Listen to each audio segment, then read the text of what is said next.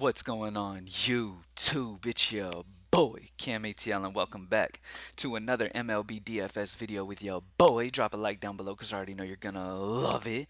Subscribe to the channel if you haven't already. Comment anything in the comment section to enter your name into the $50 giveaway that I do every single week on this channel.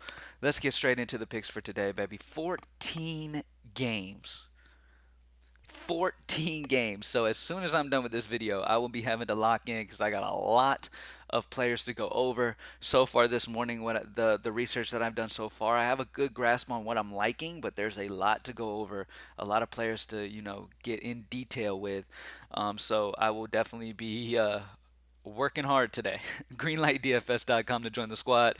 Optimals are always, as always, will be posted about 30 minutes before the main slate starts. We'll have one for DraftKings, one for FanDuel. My two favorite prize picks will also be posted on that page.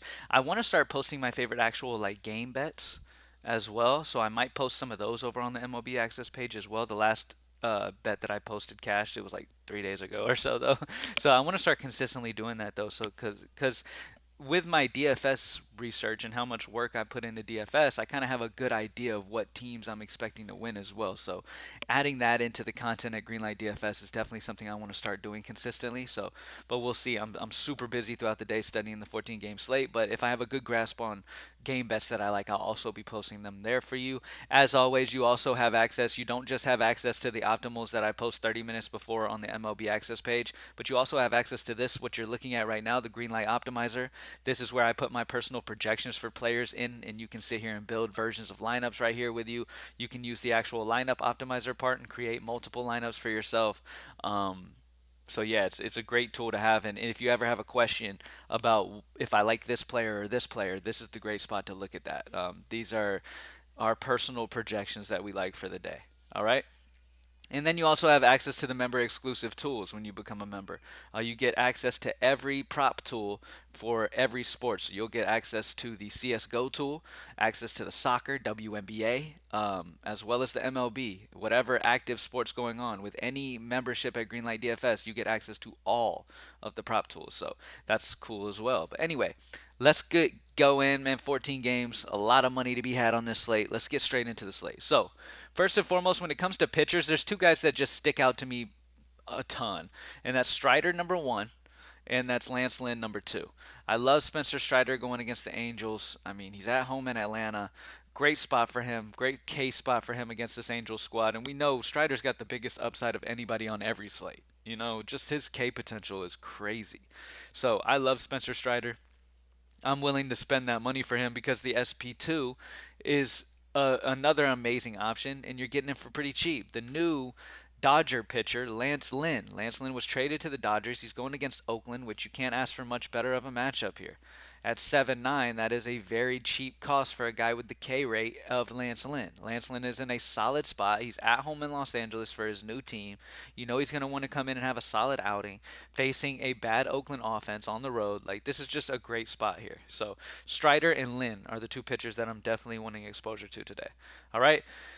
Now, when it comes to hitters, I'm going to talk about one stud, and then I'm going to do the rest value. The stud that I like, obviously, pay attention, make sure he's in the lineup, okay, is Mookie Betts. Mookie Betts over the last two games has not been in the lineup, but I'm expecting him back today. If Mookie Betts is not in the lineup, my next favorite bat would be Bobby Witt Jr. Just like the videos yesterday, I'm not going to play any cores because, again, it is a super high risk with this game. Not only could they postpone it, but even if they play, it could be a downpour type of game. They're going to be playing in heavy rain, so that just kind of affects those guys as well for me. And I'm just don't have a ton of interest in a spot that's going to have that bad of weather. I just, you know what I mean? Like, but if you want to, obviously get exposure to them. But for me, I'm going to fade it in the high five. Bobby Witt Jr. is the guy that I would pivot to if Mookie Betts can't play once again. But if Mookie's in, I love Mookie Betts here at 6-1. Great spot for him. All right. Okay. Next up, for the value plays at first base, I really like G-Man Choi. I really like G-Man Choi here. He's only 2-6. He has been fantastic at home versus right-handed pitching over the last 2-3 years. G-Man Choi is a fantastic spot here at only 2-6. Pittsburgh is a sneaky stack for me today against Manning at home in Pittsburgh. So Pittsburgh is one of the very sneaky stacks that I really, really like today. Speaking of Bobby Witt Jr., Kansas City is another offense that I think is interesting today, a sneaky stack. But last but not least, another Pittsburgh guy because they just feel too cheap for their potential today. 3-5, Jack Sawinski. We know Jack Sawinski. He's a power guy. He's a guy that could hit you 2 home runs any given night. He's a lefty just like G-Man Choi at home in Pittsburgh facing a bad right-handed pitcher. Okay, both these guys are fantastic options. And another reason why I like Pittsburgh is because I mean, you can get this lineup for very, very cheap, and then pairing some really good bats, and still have Strider and Lynn. As you can see in this core right here, I have Spencer Strider and Lance Lynn, two of the best pitchers on this slate. And then I have G-Man Choi, Mookie Betts. So it's not like I'm not getting any stud bats.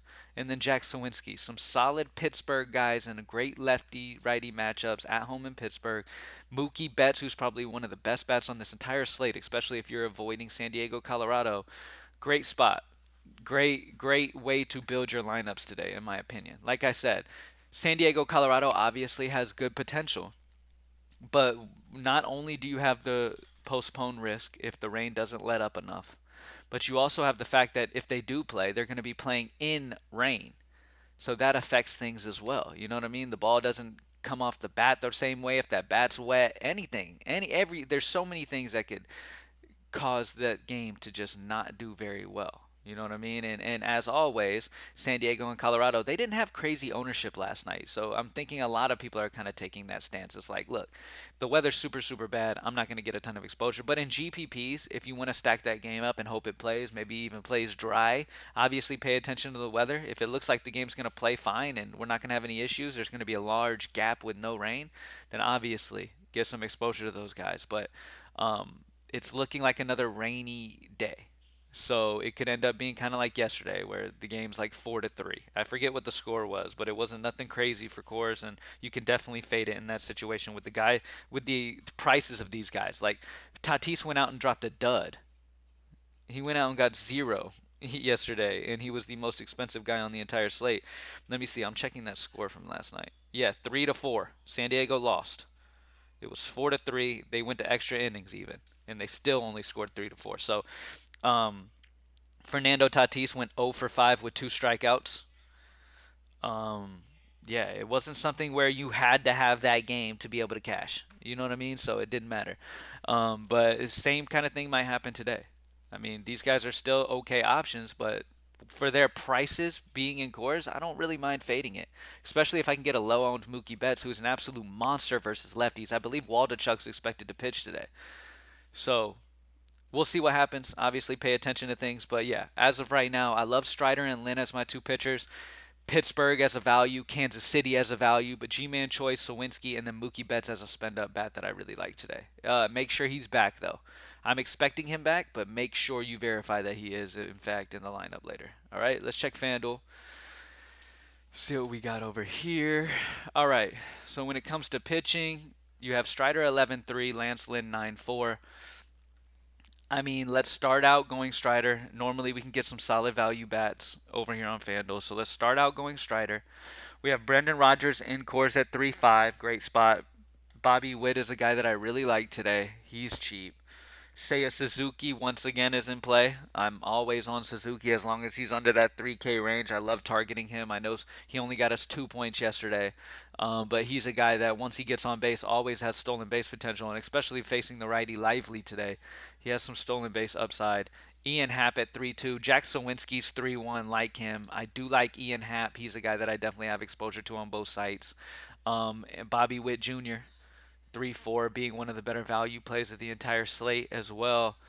Um, that's about it, man. That's the core that I like starting things with. It's a good starting spot. Let's see, where's Choi? G-Man Choi is only 2-5, so I mean we've got options for value. We've got ways to get Strider in. If you're not feeling like as the day goes on and starting lineups come out, if you're not feeling like you can get Strider in, then instead of Strider dropping down to Lance Lynn is fine. I don't have a ton of interest in Valdez just because he's facing a low strikeout Cleveland team.